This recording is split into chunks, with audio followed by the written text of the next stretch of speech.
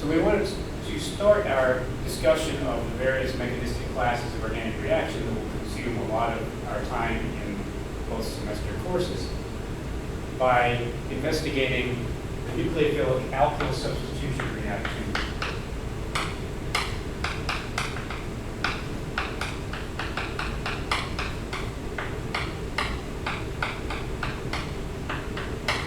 Which you will hopefully remember is substitution happening at an sp3 hybridized carbon.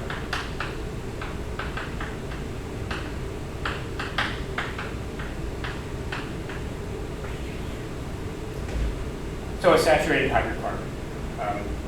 And we're going to use as our examples haloalkanes. In this particular case, I'm going to use bromoalkanes. And there are two major limiting case mechanisms that differ in their kinetics and differ in their stereochemistry. And kinetics and stereochemistry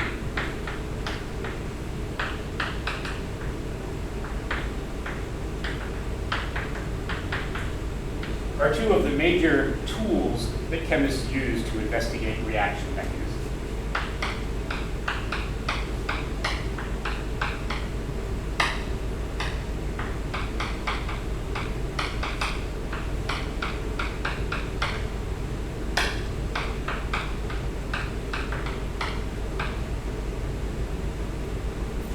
So I want to consider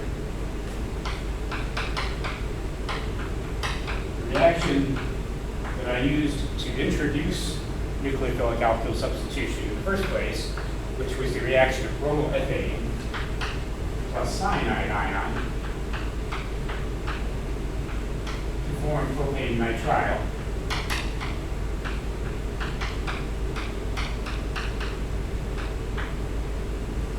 And then I want to consider an alternative reaction where we start not with a primary bromide, but where we start with an alkyl halide at a tertiary position.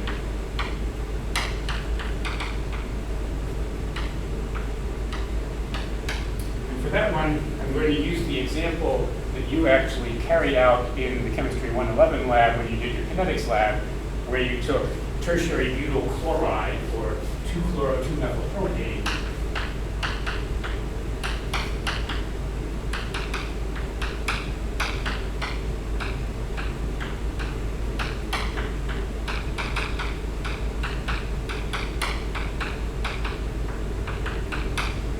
and you reacted that with sodium hydroxide.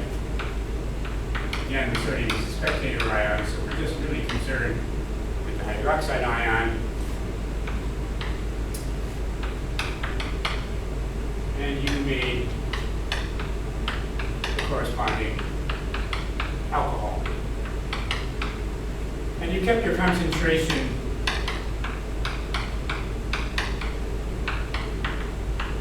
of hydroxide very low. You were only adding the hydroxide really in enough concentration to see the color change. The reaction of the tertiary butyl chloride was actually occurring with water, which was the solvent. So in this case, our nucleophile will be water.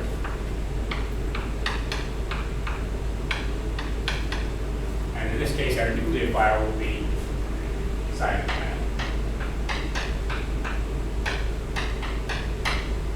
There are many other nucleophiles I could have chosen. There are many other substrates, alkyl chlorides or bromides that I could have chosen. But since I used that one to introduce it in the first place, and run this reaction yourself, I thought those would be suitable ones to start with. So the kinetics of this reaction, if we observe the kinetics,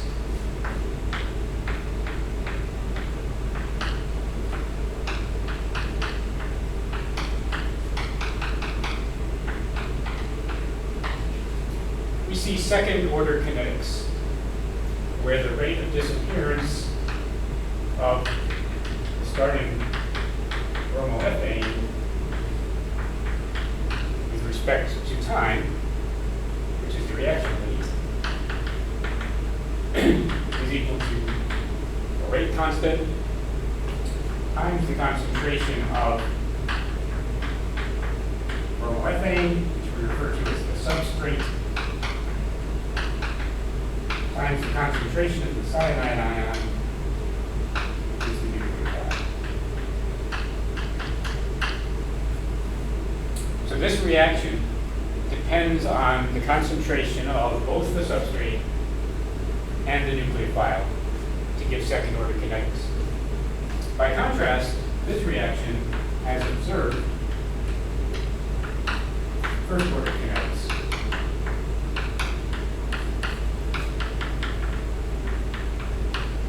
Where we see that the rate of disappearance of the tertiary butyl chloride, which I'm going to write as TuCl, with respect to time, is equal to a rate constant times only the concentration of the substrate. That implies that a different mechanism is going on with the reaction here of a primary alkyl halide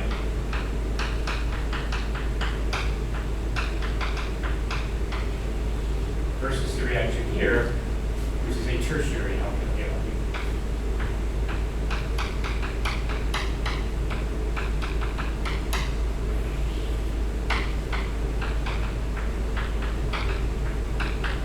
That 3 with the degree sign to represent tertiary, and we use this 1 with the degree sign to represent primary.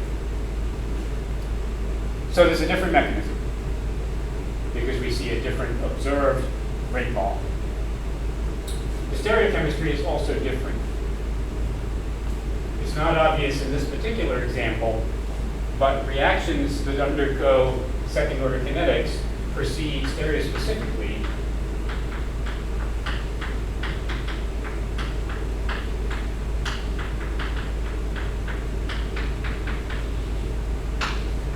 with inversion of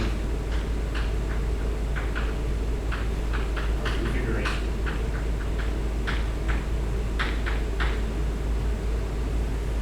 A stereospecific reaction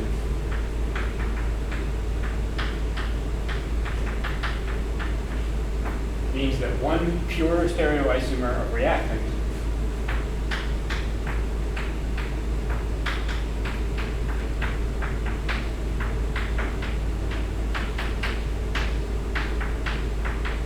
produces one pure stereoisomer product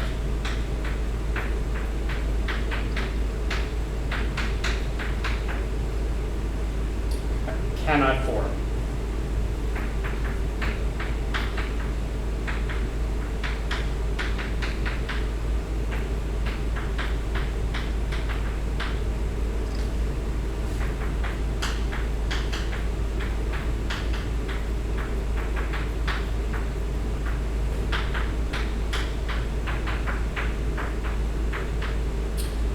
We'll only see one.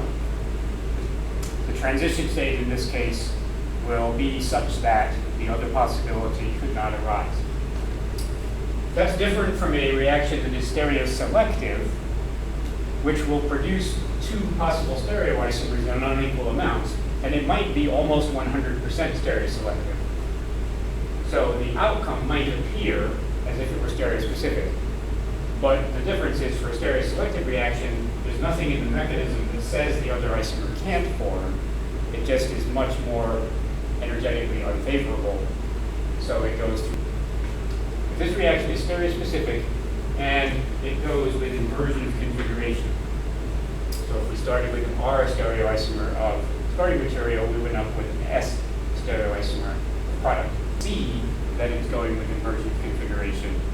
But if we have a situation where we do have our even group, this is our even group at a chiral center,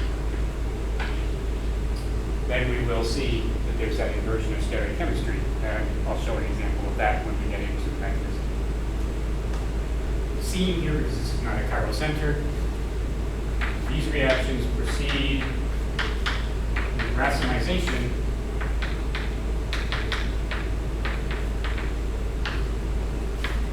at the reactive center.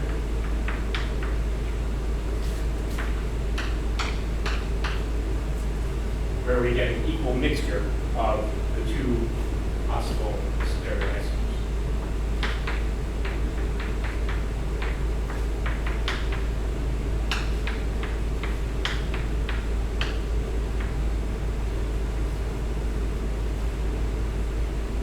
They don't always go with racemization with the reactive carbon. Sometimes those reactions can occur, the unimolecular kinetics can occur with some stereochemical.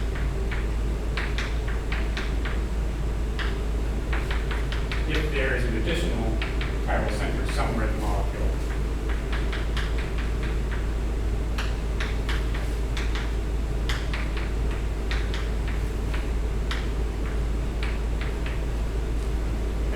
Chiral center other than the carbon where the reaction is taking place can actually direct one mode of attack to be more favorable than the other mode of attack. This reaction on the left here, the primary alkyl halide that obeys second order kinetics and proceeds stereospecifically with inversion of configuration, is referred to as the SN2 reaction, where the S stands for substitution, the capital N subscript nucleophilic, and the 2 stands for second order, and indicates that it has a bimolecular rate determining step.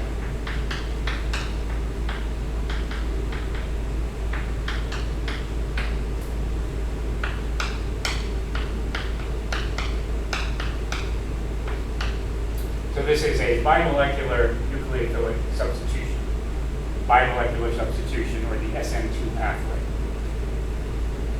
This reaction over here of the tertiary material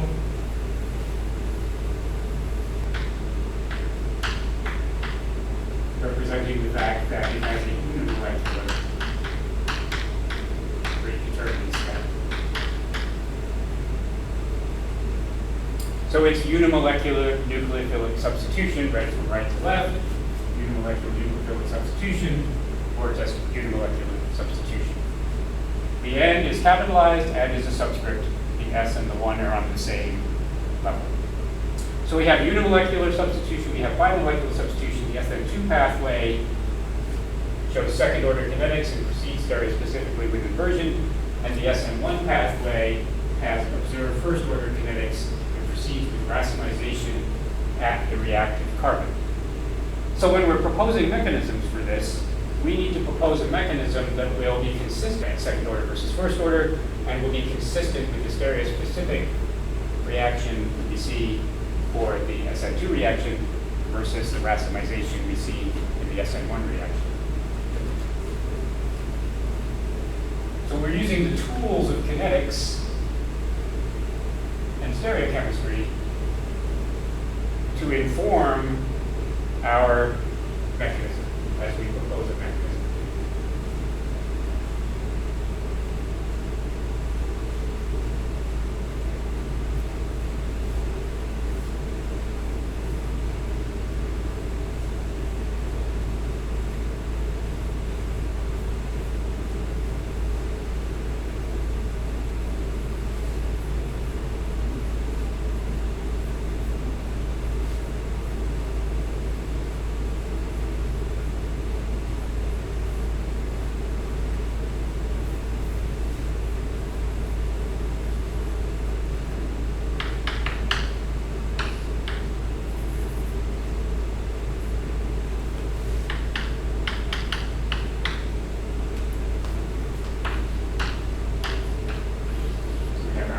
Pathway,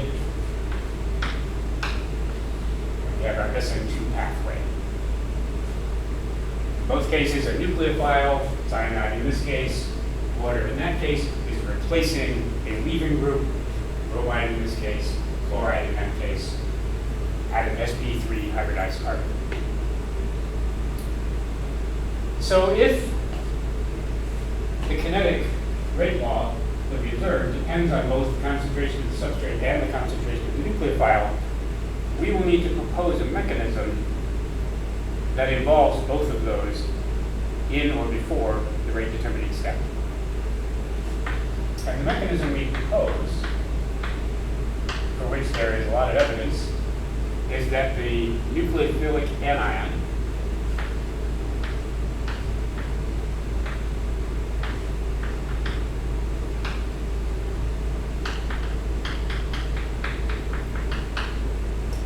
attacks the reactive carbon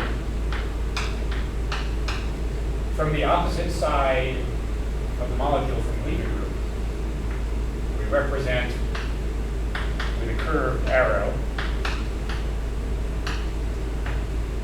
to show the flow of 2 electrons. And you know it's 2 electrons because the arrow has a double head. Just 1 electron, as we had in our radical reactions, it's a fishhook. It's just a single head. So we have these curved arrows. So this pair of electrons is forming a new carbon-carbon bond, and this pair of electrons is leaving and going along with the bromide, or the bromine to form bromide ion.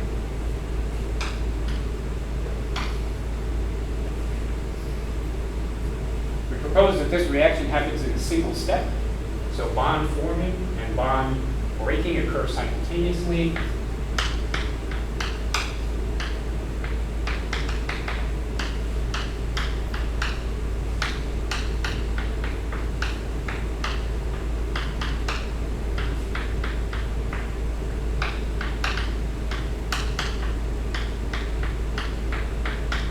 And of course, we have a name for that. That's referred to as a concerted reaction, which comes from the same root as concert, where you have a bunch of instruments in an orchestra playing together. So there's going to be a transition state where the bond to the bromine has started to break and it's building up a partial negative charge on the bromine. Remember that this double dagger is the symbol for transition state. We put it in brackets. And at the same time, a new bond is forming between the cyanide ion and the carbon. What that's going to do, because the hydrogens and the methyl group are kind of on this side of molecules, it's going to push those over so that they lie largely in the same plane.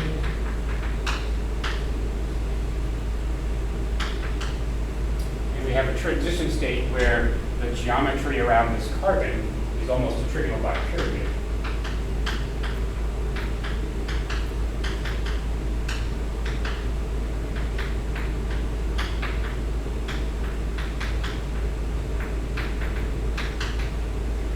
Not necessarily equal bond formation and bond breaking. Right? We may have one of those bonds formed to a larger extent than the other. Our negative charge is distributed now over the cyanide, which is gradually losing its minus charge, and the bromide, which is gradually picking up its minus charge, and then the product.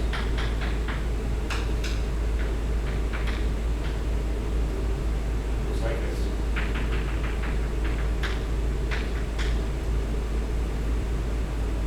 And you'll notice that the cyanide is now attached to the opposite side of the carbon from which the bromide left, which means that if that carbon had been a chiral center, if I were to radio label this as deuterium, for example, so that I would be able to determine the stereochemistry,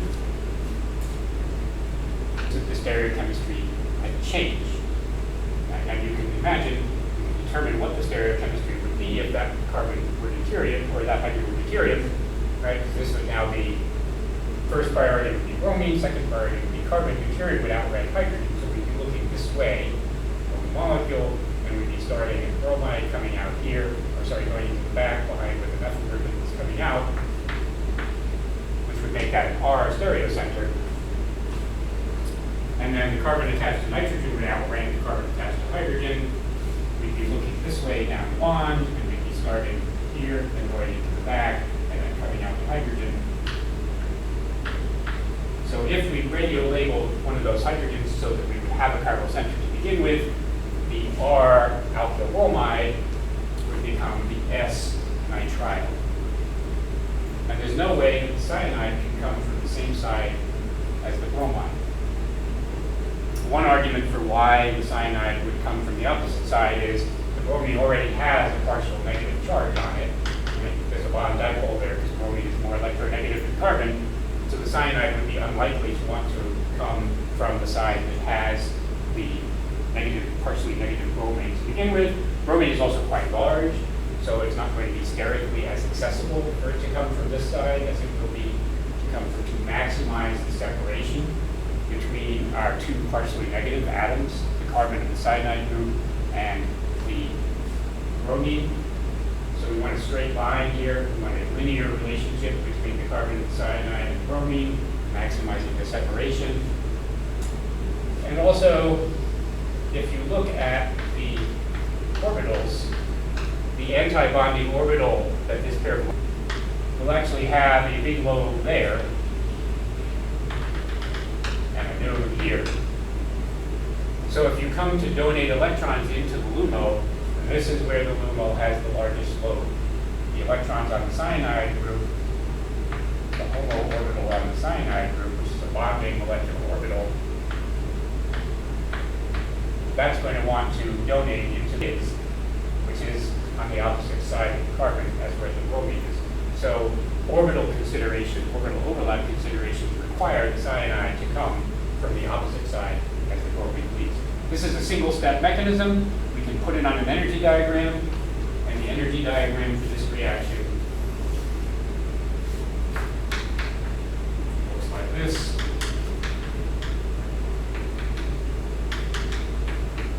Where the reaction coordinate in this case, rather than angle of rotation, is percentage reaction completion. So starting material over here. 0% reaction, products over here. 100% reaction. And we go through a single transition state.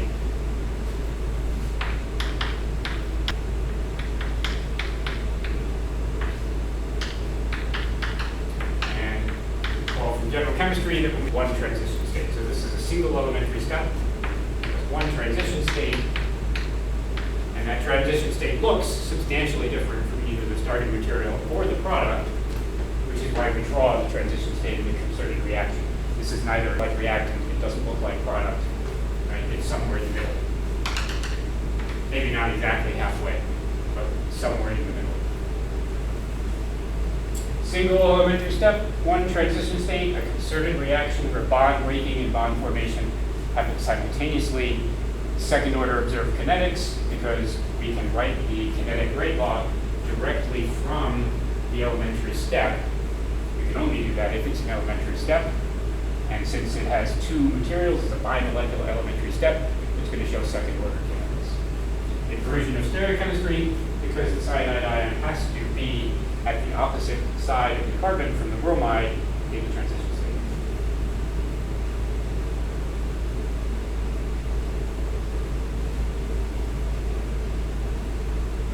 So when we look at the SN1 reaction, because the SN1 reaction shows only first order kinetics, and in fact doesn't depend on the concentration of the nucleophile, water in this case, we're going to have to propose a mechanism for that reaction that doesn't involve the water until after the rate determining step occurs. So we'll have to have at least two steps, and the rate determining step will need to be unimolecular so that we can see observed first order kinetics. And the mechanism we're going to propose that will meet those criteria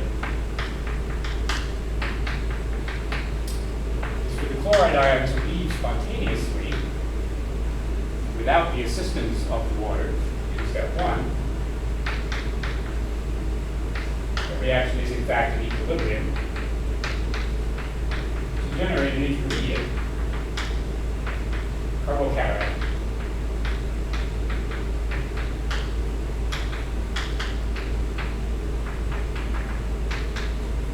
And that carbocation intermediate is planar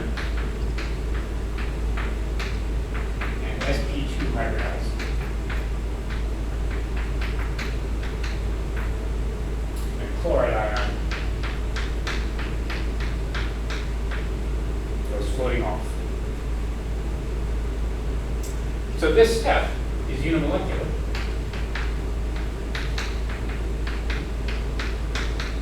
It's an elementary step. And we can write the rate law as minus the chloride dt equals K times the concentration of the terbial chloride. And this is the rate determining step.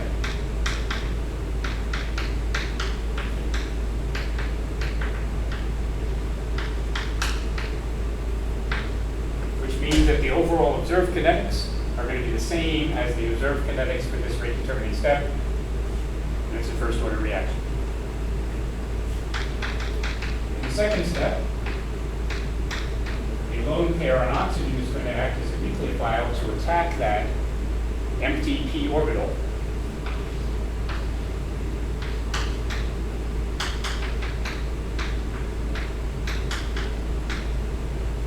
And because the carbocation intermediate is planar, there's no reason why the water should prefer to attack from the top phase or the bottom phase. That's going to explain our racemization. Also, an equilibrium reaction. I'm going to show it attacking at the top, but I can equally well show it oxonium ion. And then to get to the final product, we'll need a third step, where we remove a proton with another molecule of water, or with base in your case when you did it in general chemistry, because there was a little bit of hydroxide present. And that reaction is also at equilibrium, the rapid proton transfer.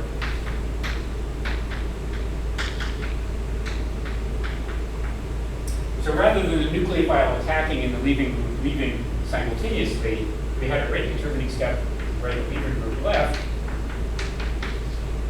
and then a second step where the nucleophile attacks. And in this case, because the nucleophile was neutral, we have a third proton transfer step. If the nucleophile was negative, then our product is tertiary butyl alcohol, and we have the hydronium ion and chloride ion because HCl is completely dissociated in water as one of the strong acids. So we have a three-step mechanism. This mechanism is called saltolysis, which means that the bond cleavage is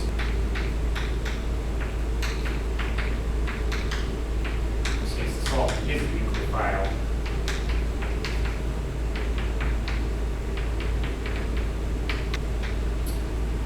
And we'll see later why a protic solvent like water, a hydrogen bonding solvent, tends to increase the rate. And the energy diagram for this reaction